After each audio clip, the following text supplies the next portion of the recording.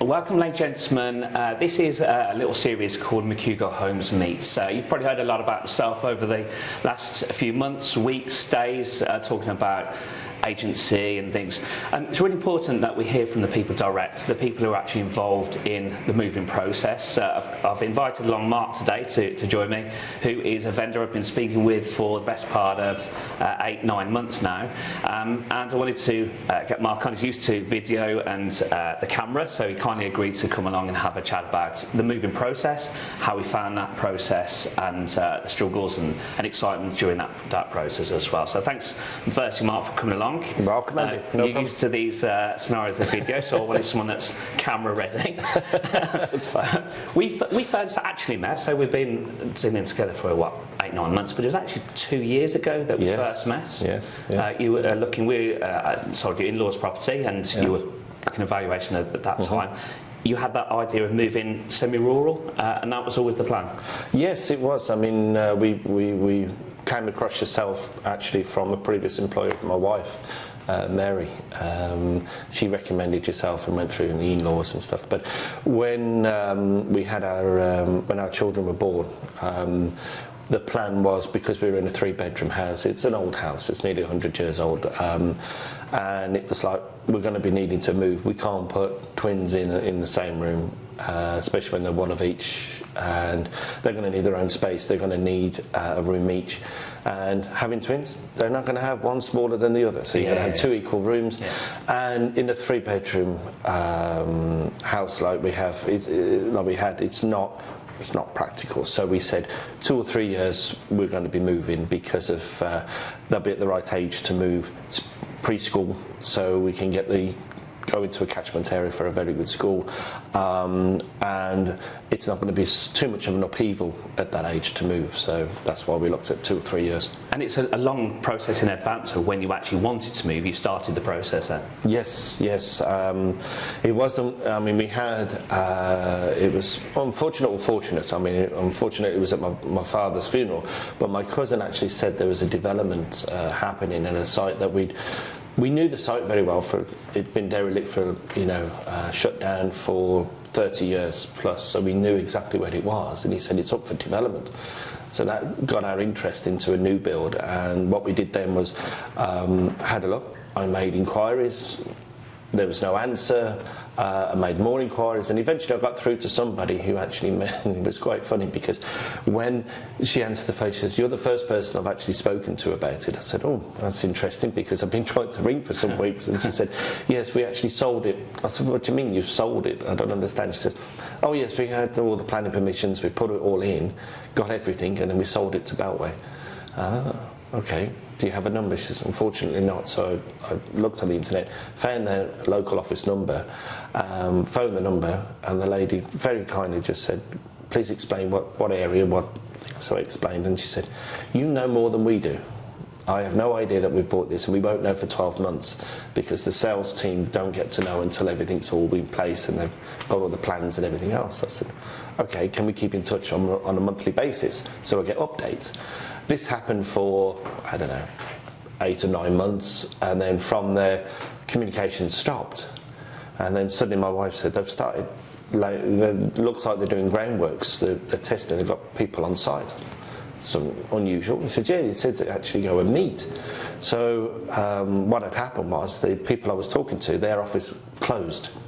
They then went from South Midlands to West Midlands, and no one actually informed me that they were actually on site building. So we then had a meeting at the Littleton Arms, and we went on site and we said, "Look, we explained the situation of the inquiry." They said, "Oh, you're at the top of the list." I said, "I think, well, when I spoke, no one knew about it, so I should be at the top." So I said, and we're not playing around here. We want on site. We're in the catchment area of the school that we want to go to, etc. We like the area.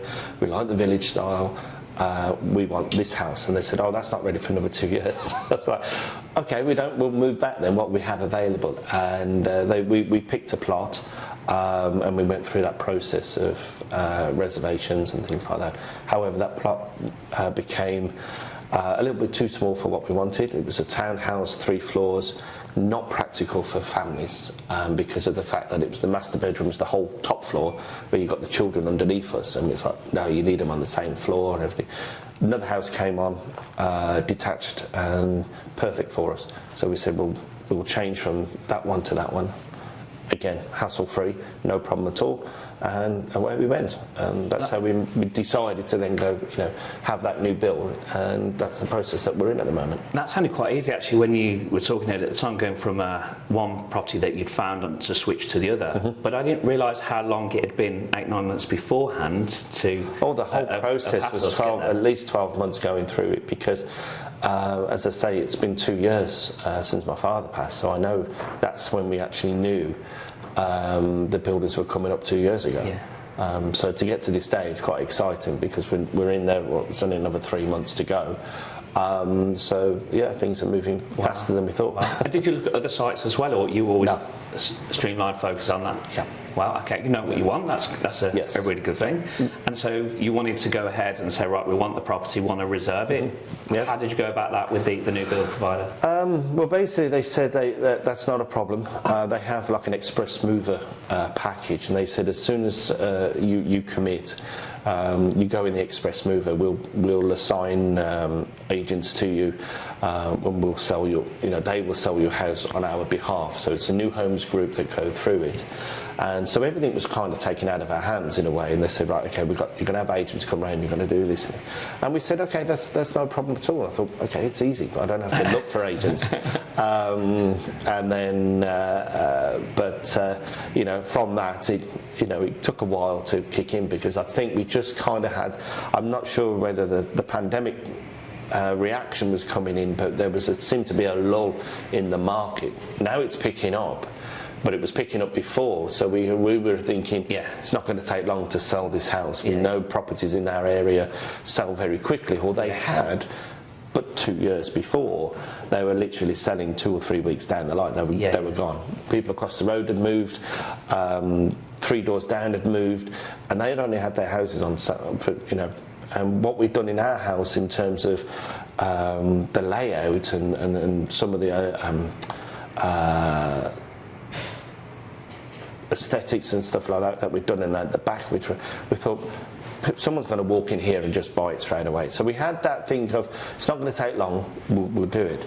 But we're under no illusions that people come in and have a look and they'll change their minds, because go back 14 years when we bought the house, we'd looked at 34 properties, different styles, different types, before we settled on what we wanted, because we had an idea what we wanted. Until we found it, we weren't going to make a choice. And we knew, well, if we're thinking like that, people will think like that. So we're not going to be people who think, well, first one through the door, buy it, like we did on this property. We were lucky, we were the first people in that house, and we bought that house, and they were quite lucky to have somebody like us, first time buyers and things like that. So interesting that you go from viewing 34 houses first time round to this time we know where we want to be. Like streamline for it. You learn as soon as you become a family and everything else. You know what you want. You want the school. You want the house. You want it big enough. You want an area where they're going to live in. You want clean air. You want the environment. You want local community. You want things to do. This is where we're moving is perfect, because there is literally there's social clubs across the road with families days and things like that. The school is within the mile. So you're in the catchment area. There's local pubs, there's local walks. It's a nice community there. It's a dark site, dark sky area, so there's no street lights or anything like that. So you have this beautiful environment, and the children will love it. And absolutely. For new build, this is not your standard Bellway site. They've gone on another company's plans, because they can't change it, so they have to do their specifications, which is a little bit higher in terms of the build and things like that. It's very eco-friendly.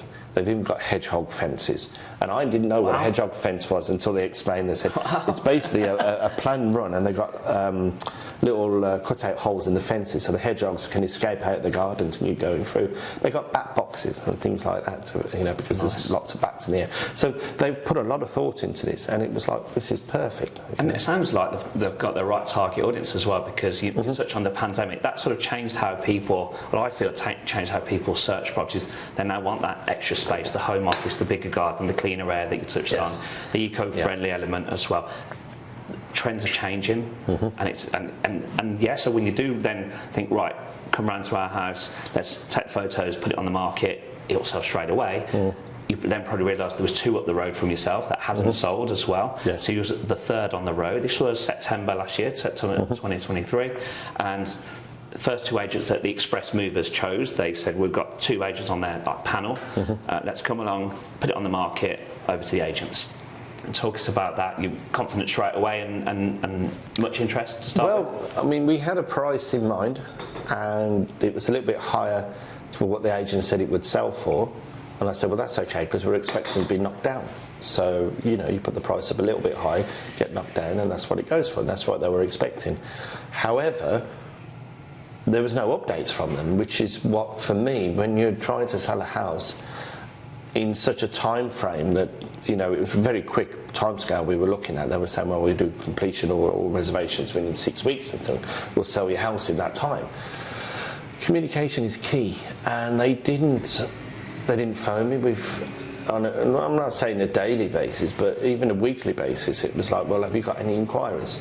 Oh, we've had a few people go, well, why didn't you tell me? I don't know what you're doing. I see the property on Rightmove, I see the property on your website, but you're not telling me that people are coming in. If you've got an inquiry, and what type is that? What type of inquiry? Are they asking questions? Can I do things on there? Can they give me advice what to do on there? They came in, they took a few. One just actually did everything on his phone. Took a video, took a few photos, done some measurements on an app or things like that. I thought, well, that's accurate if you can do it from a phone, because as an engineer, it's very difficult to do it off an app. You need a proper piece of, you need the laser scan, measurers and things like that to do it properly. Anyway, they did all that, and I was like, I can feel, just a quick one, I can feel our photographer now who's filming this having palpitations about that comment. Well, I'm sure, the thing is, we'll go into how it was done eventually, but I just felt, you're just here as a number, and I'm a number, and it's like, this isn't personal, and I don't think you're going to sell our property. And you were fully invested in it. Yeah. I guess you wanted them to feel that. Yeah. And give me the confidence it's going to sell. That's all I needed, was the confidence it will sell. We don't know when or how it's going to sell. It's a good property. They kept saying, it's nice, it's a good property. We'll be all right. Off they went. No communication, no update emails, no phone calls. They were sending people round. I had to meet them. You did your own viewings at the time? I had to do my own viewings with them, and then they come round. Some took them round. They came round with the estate agent, but I was working from home at the time. They said, that's okay, you work in your office and we'll show them around. So that was, one didn't turn up, so I stayed in all day for them and they didn't arrive. And then the agent spoke to her on the phone. She says, okay, I can come in tomorrow or something. Didn't even. So there was quite a few knockbacks there, but people were coming in and I can listen to the agents talking to them, and 1 or 2 were just literally walking around and letting them just look. There was no, this is a great house. There was no explaining what the house was all about. No information at all. It was just, there's the living room. We know it's a living room because it's got sofas in it. It's like, there's the kitchen. Yes, it's got a cooker in it. Which I think is the perception. I know I've got friends that their perception is the estate agent opens the door, points out, there's the kettle, there's the windows. Yeah. But it's not necessarily the case. You were actually a bit disappointed. And does this actually slow down then your enthusiasm for that new, or does it make you worried that you're going to if you can't find a buyer soon, someone else may reserve the plot that you wanted. Yeah, well, we had very good communication with the developers. So Bellway were very good in saying, don't worry, we know what's happening. And they changed agents because they weren't working for them. Because at the end of the day, the agents were working for them. And if they don't sell our property, they don't get their plot sold. Yeah. Because we're in that link. Yeah. And all of a sudden it was like, no, we'll swap over. So, they swapped a couple of agents over. And again, same result. Guy comes in, and I said, look, no one's coming. What's going on? We've seen our properties on our road in our little area. People come and see. 2 years ago, literally across the road, okay, they had 2 weekends. They had over 20 people, 20 buyers come into their, and they sold it. To that. I thought, well, what's happening here? We haven't had one yet. And that was, I think the first viewing was about in 3 or 4 weeks of it being on the market. And that gets frustrating. And you compare it naturally to who's sold on the roads, what your friends' experiences are, etc. And 2021, 2022 were phenomenal years for selling properties. The fear for buyers we're going to miss out, and so they did clamber to those 20 viewings to on a day in open house, etc. Absolutely. But 2023 was different. Interest rates were higher. Nerves were out there. The worry was maybe you miss out on a property. So I found them very much more particular about what they're buying. They want all the tick boxes ticked. Yes. But they need to know the tick boxes as well, I think, is what you're sort of getting to when you're on the viewing. That was a big point, because the experience we had, the people come in and say, oh, it's not big enough. Well, you would have known that if you'd have looked at the plans, or somebody would have told you about the size of the house. And when you tell us that they've seen similar properties in the area, well, how would you know that if you've seen similar properties, you'd know the size of the house? One of them said the kitchen was too small, and I kind of rebuffed that when thinking, well, it's one of the largest kitchens in the area, because we know the houses around and they're built with very square kitchens, and this one's been extended across and long.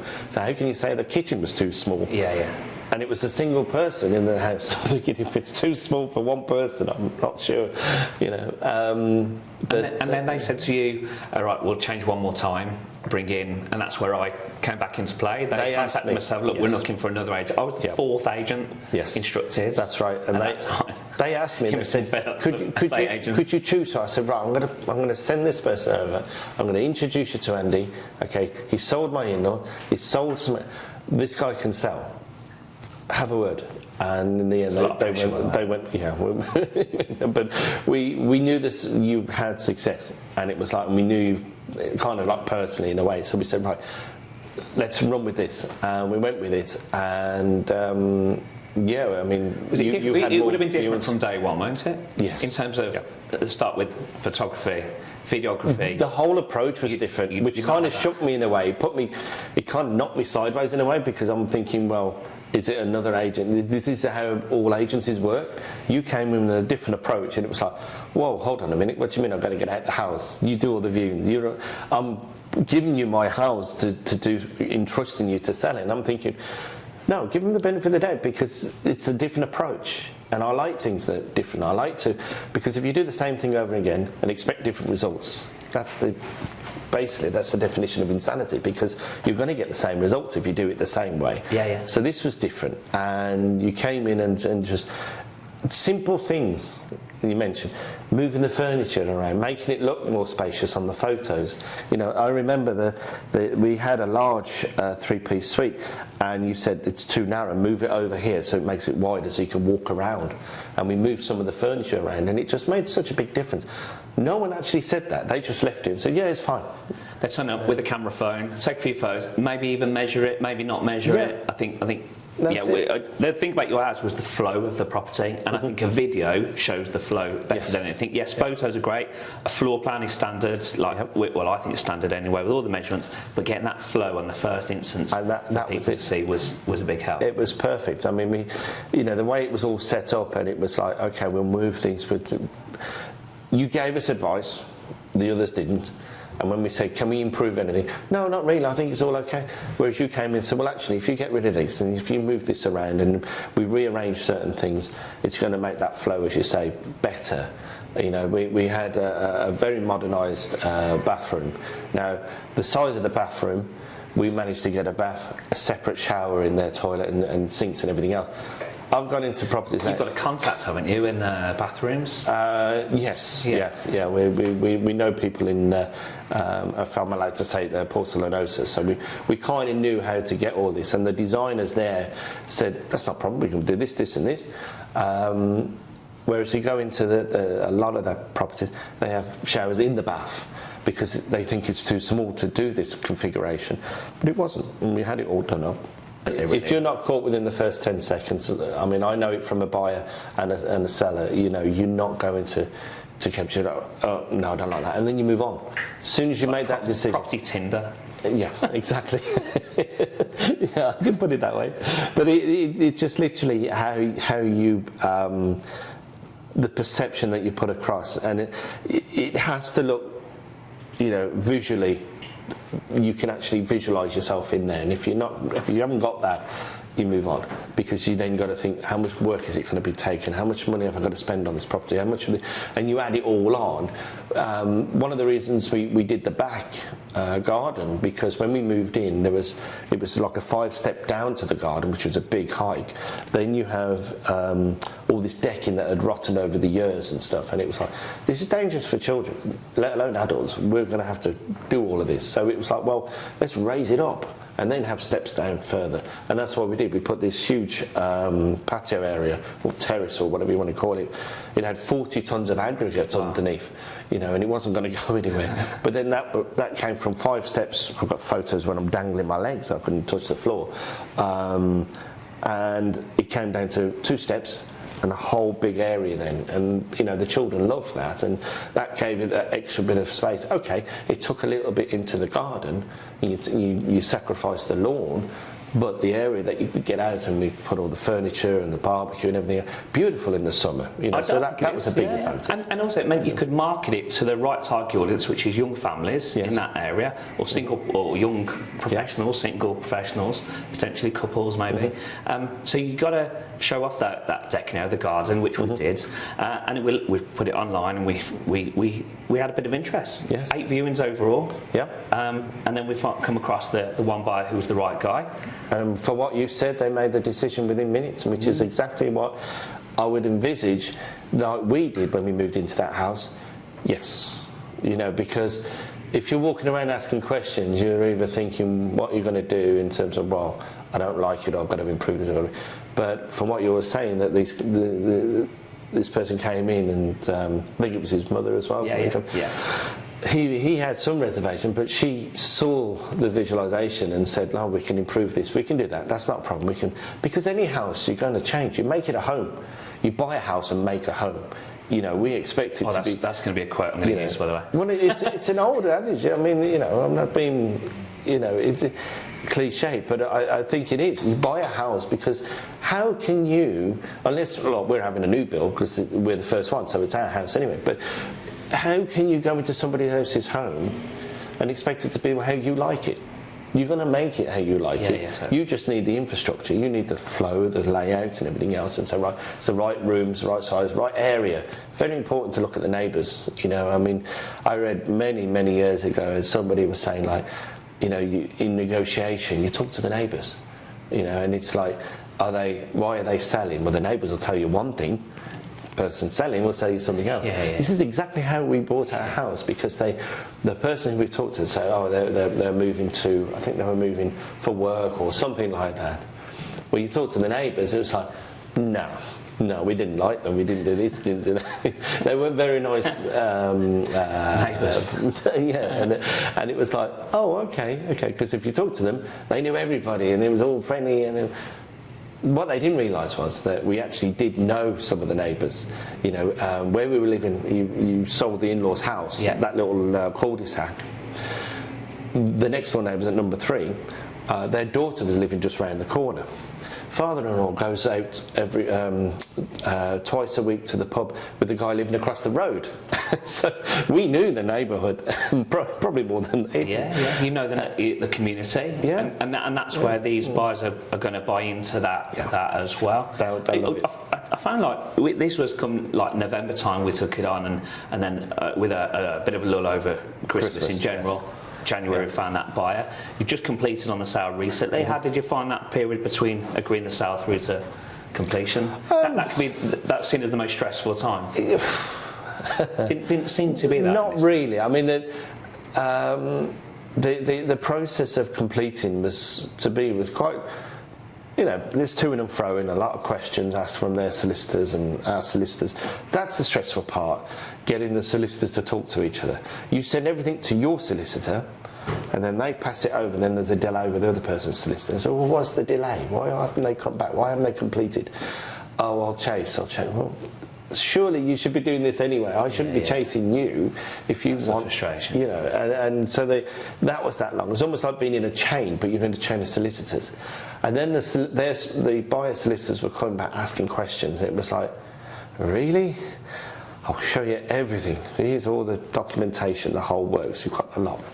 Anyway, they left it at that. And it was like, we need this, we need that. And it's like, okay, you've sent a surveyor around, he's done all the work, and now you want me to prove what he has reported on. You know, and it's the little things like that was not expecting that sort of side of things, do you? No, it's quite intense. It is intense. It is intense, and you know, and long process, longer than you think as well. But we had flexibility. I mean, they what I liked was the buyer had understanding that we were going into a new house and it hadn't been built, so we'd have to move out into our in-laws to have that delay.